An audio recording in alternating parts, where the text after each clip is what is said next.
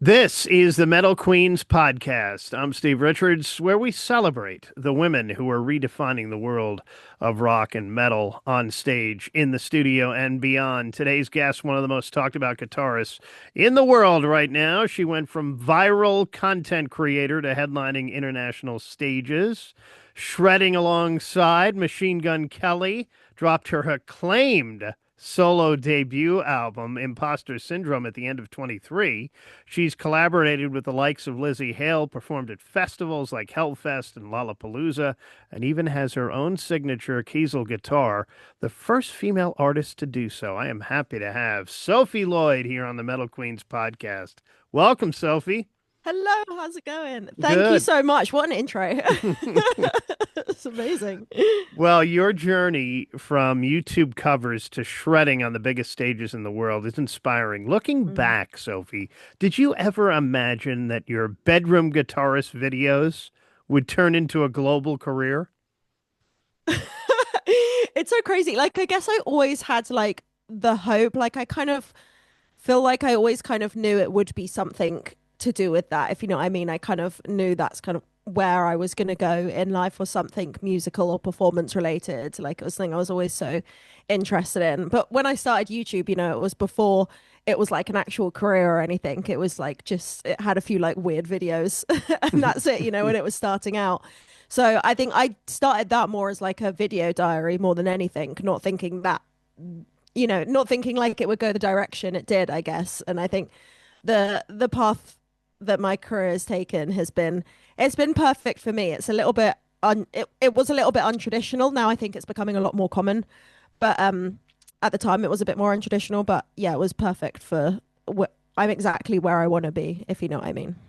Yeah, was there a moment you realized, hey, this could actually be my career? I think it was, oh, sorry, it's my alarm going off telling me to wake up from my nap. Uh, no, I'm kidding.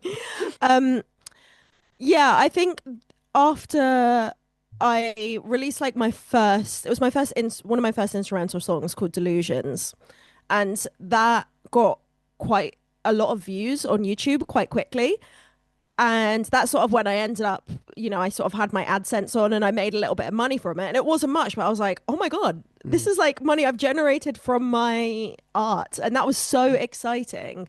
And that was the first time I was like, maybe like I can do this. Maybe this is like a viable option for me, because I think I grew up not having anyone, like I didn't know anyone in the music industry or anything. So I was never really sure how to break into it. So I think like the sort of, and I didn't really realize the world of online was so good for musicians like at the time. So I was very fortunate that that kind of took off, and that's when I really kind of delved into it. You're the first female artist to have a Kiesel signature guitar, and it sold out fast. What was the design process like for your dream instrument? The design process was, well, I started with Kiesel quite a while ago. It was Rob Caggiano from Volbeat who sort of suggested that I have a look at Kiesels. And first I did basically the brand Kiesel, they do all custom guitars. So they have like this really cool guitar builder on their website that you can spend just hours on, which is very fun. But you can like choose the color, the top wood, the body wood, like you can customize pretty much anything about it. So I loved that aspect of it, and I think they sounded amazing.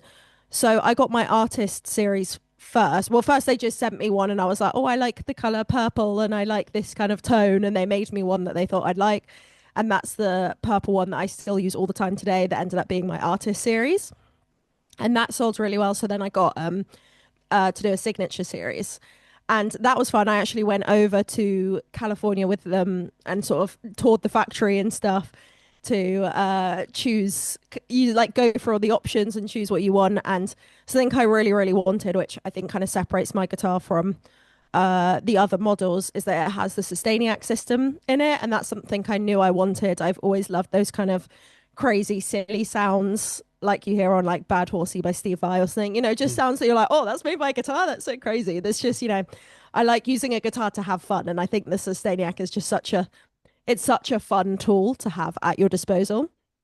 So that's the thing I wanted to include. So I went there and they were very like open to the idea. They hadn't done it before, but they were like, yeah, come and we'll like try some stuff. So we went there, they sort of showed me around, showed me a lot of like the woods and the color options and stuff. And and I knew I wanted the airy shape because that's the shape that I've just kind of it fits perfectly, in my for my body and stuff. And like it's not too heavy. I wanted a tonal wood. Sorry, I'm blabbering on now about all gear stuff. But I wanted a tonal wood that was similar to mahogany because I love like a Gibson Les Paul sound. But I have a Gibson and it's just very heavy. So I can't really sling it around very much. So I wanted sort of a lighter option, which was why I ended up going with black limber because it's very similar tonal characteristics. Walnut neck is just really smooth. You never like get stuck anywhere or anything. I just wanted a guitar that you could feel like you could really kind of fly around the neck. Like a lot of people pick it up and they're like, oh wow, suddenly I can play so much faster.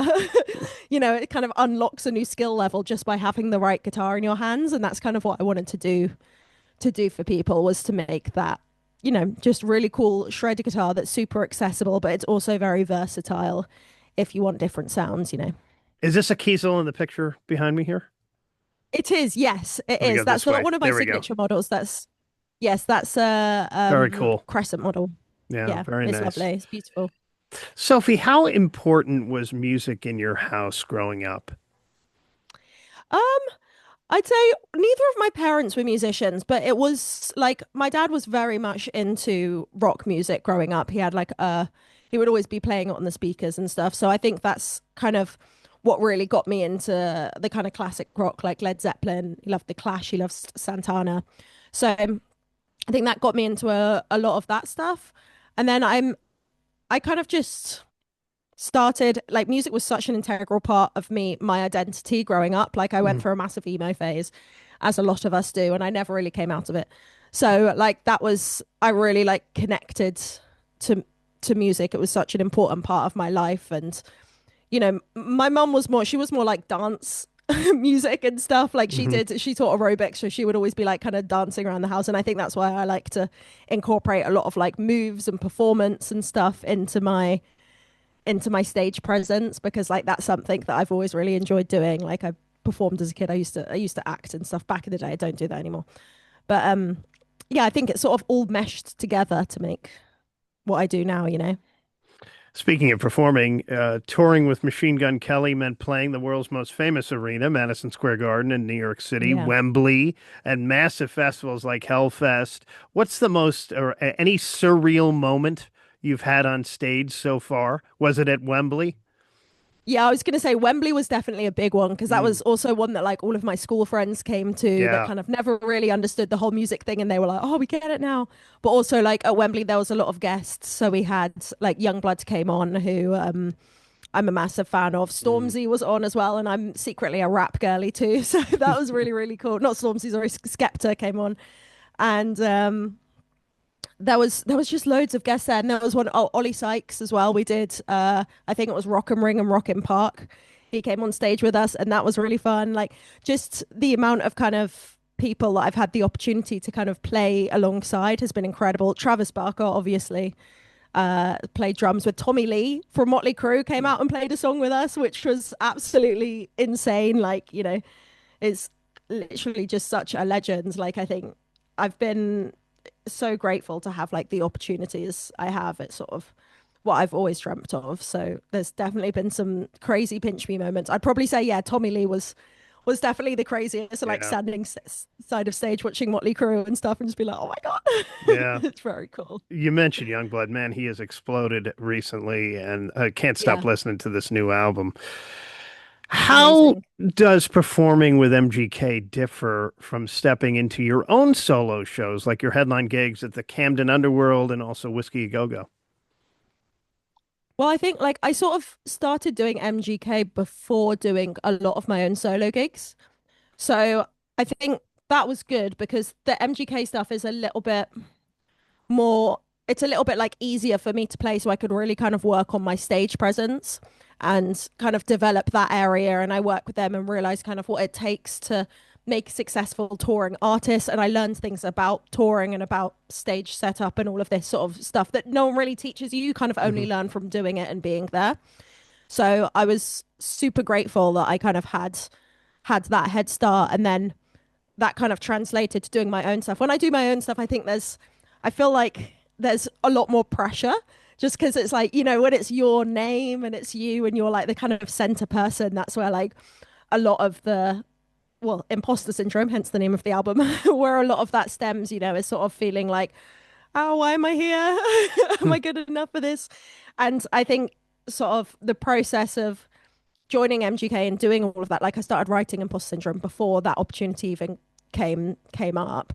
And it's been nice because then I released the album after the tours with MGK, and throughout that period of the album kind of being made and writing and working with different people, I sort of overcame my imposter syndrome. So when I did my first show, that was kind of like the penultimate moment, I guess, of the album where I could go on stage and just feel so confident and just excited to be there and happy and in the moment, because I didn't have that. I didn't really have that before. Like the few gigs I'd played, solo gigs that I'd played kind of pre MGK, kind of pre COVID, I'd say, I was so anxious that I would like dissociate. Like whenever I would perform live, I would literally just dissociate. I wouldn't be in the room. I wasn't enjoying it. And I was worried. I was like, I don't know if I can kind of overcome that. And then throughout COVID, I started twitching, which kind of helped me get a little bit of live, but it was still from the safety of us behind a screen. And then the MGK opportunity came up and I just had to do it and kind of throw myself in at the deep end. And that just really helped me overcome to the point that I was on stage at the Underworld just feeling so confident and being so in the moment. And now I absolutely love playing live. And I get nervous, but I don't have like the crippling anxiety You can that I actually used to enjoy have, and I think you can enjoy it now, right? exactly. Exactly. Yeah, I absolutely love it. And I can connect with people, I can look at people in the crowd and really like feel that connection. And it's very different, sort of doing the MGK stuff to a bigger crowd and then doing my stuff to like a slightly smaller crowd. I feel like it's more pressure when there's a smaller crowd as well, because you really are like proper, like you're looking at everyone, you can see everyone's face and stuff. You're like, oh, John in the corner is nodding his head, that's good. Oh, Frank isn't enjoying it over there. He's turned to get a beer this song, so there's like more of that physical connection there, which is really, really nice, that I've learned to love. Your debut album, Imposter Syndrome, was a huge success, featuring collaborations with Lizzie Hale, Matt Heafy, and Chris Robertson. What inspired the album title, and how personal was that record to you? It was definitely very personal. Like I kind of, sorry, I kind of answered that question a little bit with my previous answer. Like, yeah, I'd suffered from performance anxiety for a long time, and I Yeah. really wanted to get to a point where I could be really, really confident.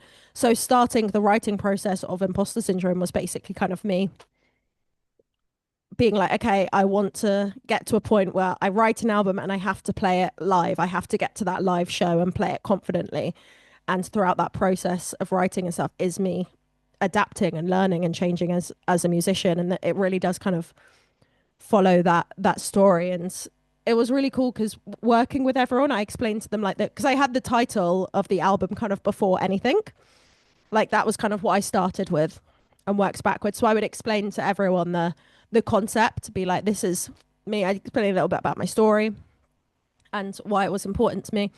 And what was really interesting to me was everyone who I like had on my wall that were my heroes all really, really resonated with that. They were all like, I feel the exact same sometimes. Like, I don't know. I don't know how I got here. Do you know what I mean? It's like everyone feels that kind of pressure of the music industry and stuff. And I think that was really healing for me to be able to talk to people that, are so inspiring. And you think, they're so incredible to us, but Yeah. like inside they still have their own insecurities. So that was really, really healing for me. And Lizzie Hale in particular, obviously she sings the title track. She sings the song Imposter Syndrome. We met up after her show. I think it was after she supported who was it? She supported like Alter Bridge or something at the O2, I think. And just sort of chatting to her backstage, and sort of we just had like a really, really long like chat about it. And she would like take like sentences I said and stuff and put them into the lyrics, Mm. if that makes sense. So it was kind Yeah. of like she was, which was so cool. And I didn't like know she was going to do that, but she really, really listened. And it's like a page of my diary, so it's such like it is such a personal album. And I think a lot of people think like, because I don't sing or I don't write the lyrics. Like it doesn't, I don't know the meaning of it or whatever, or it doesn't have a meaning, but it really, really does. And like it's formed from talking to all of these people. Like each person on the album is someone I admire and respect so much in the industry. And and I want to hear their stories and share mine. And we've had this connection, and that's what's come of it. So let's talk new music. Are you currently working on new music for a new EP or album for 2026, perhaps? So I have started writing a little bit. Like I'm not fully delved into it because I've got quite a busy year with end of the year with touring and stuff. So I don't really have time to fully delve into it until next year. But I've started writing. I think I might start doing a bit more instrumental stuff again. Like I'm kind of leaning more towards that sort of thing, and I'm really, really excited about it. And I think that really pushes my playing capabilities as well. So I'm excited to sort of learn new things with the guitar, new styles, and experimenting, creating like soundscapes, maybe even like songs for video games or movies or something. Like just delving into the writing world again. Sort of middle of next year, I reckon, is when I'll hopefully have something to release. And yeah, I'm getting the bug again. I'm really getting the itch to do it. Yeah. You've broken barriers as a female guitarist in a historically male-dominated genre. Do you feel the Mm. industry is shifting? And what advice would you give to young women picking up that guitar today? I think the industry is definitely shifting, and you can really, I think more and more you can see it. Like there's so many artists nowadays that really push to have full female bands, like Chapel Roan. We went to see a Reading festival, and she has a full female band. Halsey as well always has a lot of women. Like I think it's really, really cool that people are getting, you know, girls into their band so much, and that it's almost like on social media and stuff has almost become like 50-50 of like boys and Yeah. girls now. I feel like the amount you kind of see when you're scrolling and stuff. So that's I think it's such an incredible change, and it's one that's really, really nice to see. It's really refreshing, and I think now young girls kind of growing up, they're gonna see that and think that that's now the new normal. So they're not gonna think, oh, I can't do that, that's a boy's job. you know they're gonna be like, oh cool, that girl's doing that, so I'll try that. And Mm. I think that's gonna be really, really exciting. Like there's some absolutely incredible female guitar players out there, and it's so cool to see them just getting the recognition that they deserve. Yeah. And you said advice for young girls, is that what you said? Yes. Yeah. Picking up the guitar. Picking up the guitar. I would say, I think for me, I think the big thing was keeping motivation when I was younger, kind of going into an adult. Is sometimes, things get in the way. Sometimes you do lose motivation. And I think just keep playing stuff you love. Like, don't forget where your roots are. Like, even now, I'll have days where I'm like, I find myself like just kind of getting bored with something, or like really not really enjoying what I'm playing. Like, when I went to music school and stuff, they got us playing a lot of gypsy jazz, which was fine. But I was like just slowly losing my love of guitar because it's not really what I enjoy. And then one day I just decided to go home and play just like, I think it was like a Pantera song or something. And I just really fell in love with it. And then I started focusing on that stuff again. And I think just never always play stuff you love, play for yourself, play for you. And utilize social media if you can. It is such an incredible tool. Now, I know it's not for everyone, but it is an incredible tool. If you can get on it, to be able to reach so many people is amazing. So definitely utilize that. Good advice. All right, we're going to wrap up with Sophie Lloyd with our lightning round. First thing that comes to mind for you with these questions. The Okay. first riff you ever learned. First riff I ever learned was Wild Thing. The Trogs, was The it? I Trogs, can't even remember. yes. Was it the The Trogs? That's Trogs. it. Classic. Yeah, it was a blast from Dream. the past. Now you've collaborated with a lot of people. Dream collaboration you haven't done yet. I'd like to collaborate with Youngblood, actually. Like, I Hmm. think he's doing incredible things for the rock scene at the moment. He is absolutely just, his voice is incredible. He's Yeah. really bringing back that rock and roll energy that we miss from like the 90s, the Yeah, I don't know 80s if and you saw, 90s. I'm sure you saw the VMA performance Oh with yeah, it's Aerosmith. incredible. When he came It's back on, he just took that to another level a with hundred Steven percent. Tyler and Joe Perry. Yeah. Yeah, it's Uh, amazing. Go-to guilty pleasure song when nobody's watching. Oh, I have a whole playlist called Girly Pop. So I love I love like either women rap like Glorilla and stuff, like all the TikTok kind of rap stuff. Or I love Sabrina Carpenter as well. Her new album's amazing. Like I love the girlies. Festival you'd love to headline one day. Hellfest. Mm. That's my favorite festival I think I've been to, and it's so cool. The atmosphere they build is amazing, and I'd love to. That would be a dream come true. I'd love to see you at Louder Than Life. I'm going this weekend, actually. We're recording this here mid-September on the eve of That Louder would be Than Life. amazing. Yeah. Wow, that would be so amazing. Literally, I'd Yeah. love to. I don't think I've done. Have we? Did I do that with MGK? I don't think so. I've lost track of Yeah, I honestly don't a know lot, if but you I I don't don't know think if you played that. Yeah. I was going to say I don't think we did. So that would definitely be one to add to the list. What's always in your guitar case besides picks and strings? I made a video of this on my Instagram the other day where I was like, I hadn't opened my guitar case since since like January when I went to America. And the weirdest thing, one is always I always have a Freddo frog on hand in case I need. If you don't know, because you're American, it's like a UK snack that's shaped like it's like a chocolate frog, Hmm. and it's really good.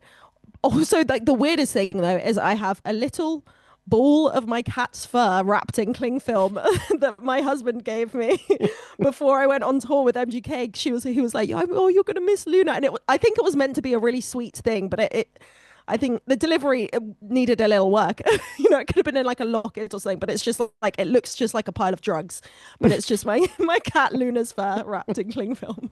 I think I just saw your cat earlier in the background, Luna, perhaps. Walking Probably, by? yes. Yes. Yeah, we have a bit of a zoo here. We have two cats, big ones, like 10 kilogram ones, and then we have a big dog as well. I can relate. I have three cats, so Oh, yes, I'm a excellent. They're cat the guy. Yeah, best. they are. I don't blame you. Well, Sophie, thank you so much for joining us here on the Metal Queens podcast. Some new music coming next year. She's on tour through January, um, as well.